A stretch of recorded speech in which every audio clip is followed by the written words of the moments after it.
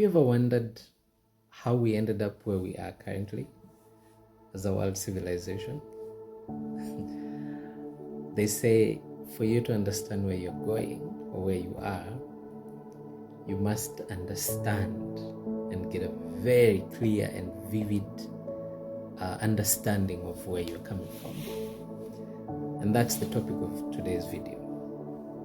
Now, most of the circumstances that we have today are informed by the history that has come and gone. And this is the history of world empires, the rise and fall of. Now, someone may be wondering, if I wanted to understand world history, where can I begin? And I have a few suggestions.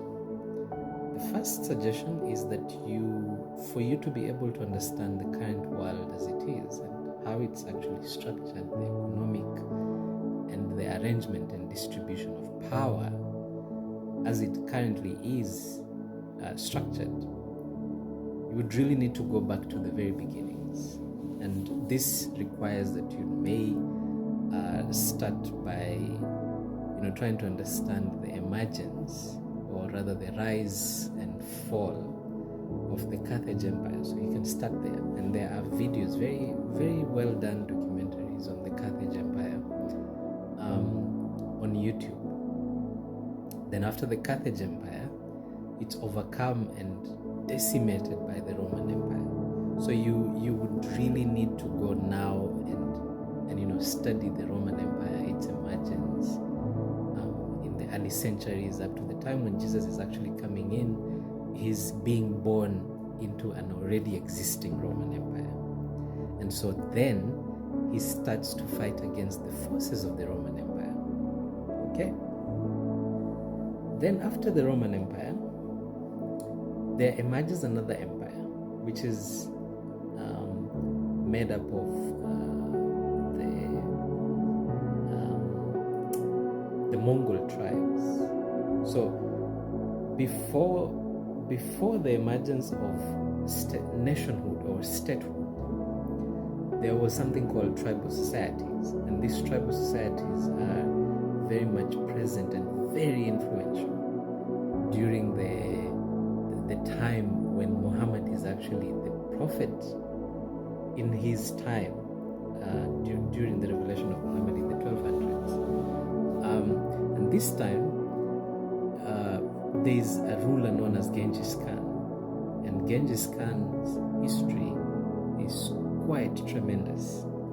And Genghis Khan is the beginning of the current troubles that we have in the world today, because it is said that it's been proven scientifically that about 10% of the world was wiped out during Genghis Khan's time, and the emergence and ultimate decline of the Mongolian Empire is worth studying, because it really informs most of what is happening today and the subsequent empires that come after this. And so, of course, the Roman Empire didn't last super long. The Carthage Empire only 700 years. Roman Empire, I think about 1,000. Then comes the Byzantine Empire. But then Genghis Khan decimates a lot of these already existing empires, and he becomes the man who actually establishes the world's largest land empire. If you really want to understand what has brought us to where we are currently, study Genghis Khan and study the emergence and the ultimate decline of the Mongolian Empire. Because during his time, during the time of the Mongolian Empire, is where the emergence of tribal society begins. But again, it's the same time when tribal societies decline, and then the birth of nations as we know them today. Because cities like Baghdad, which were decimated by Genghis Khan and his army, leading to a situation where the European continent as we know it, most of the Asian continent as we know it, was structured around tribes. And even the Carthage Empire was also structured around tribes. But then by the time Genghis Khan is actually conquering all these areas, he establishes one nation. And this nation becomes an empire. And so all the tribes during the Mongol Empire are kind of, put in the back burner, and the emergence of the Mongolian nation becomes, or rather takes priority, and so everybody then is known as Mongolian. And so this emergence of the Mongolian Empire is a very interesting one. And if you actually take a look at it, science says that about, I think, 1 in 10 people in the world today is a direct descendant of Genghis Khan, because of the massive capture and rape and atrocities that were done by his military. Yeah. So then the Mongolian Empire collapses, and then it's followed by another empire, which is part Byzantine, but then part Ottoman, but majorly Ottoman, of course.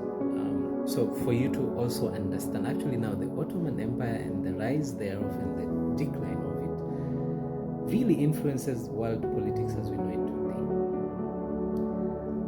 Because the Ottoman Empire is built around what had come out of the ashes of the collapse of the Mongolian Empire. And this one is a very interesting one, because the rise of the Ottoman Empire is what actually brings about the very first atrocity that has ever been done in modern history between the 1400s up until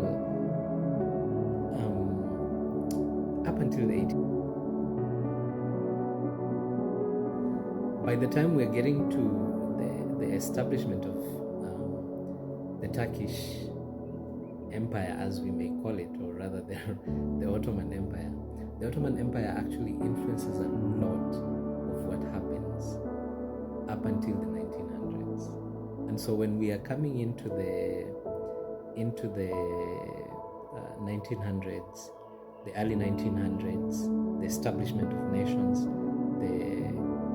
actually from just the beginning of the late 1800s, we have the movement of colonialism happening, because now nation states have been established and tribal states have been pushed in the back burner, and now we have countries, and these countries want to expand themselves, and so colonialism begins.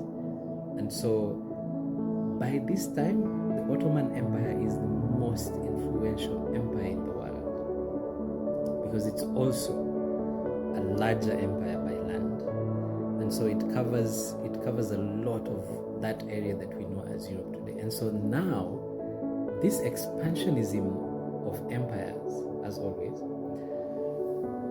kicks in, and then colonialism becomes the new trend. And as we come into colonialism, you will get to understand by studying the history of this rise in empire of the Ottoman Empire. You look at how now it influences Africa and it influences Europe, and the current world politics as we know it is birthed by that time.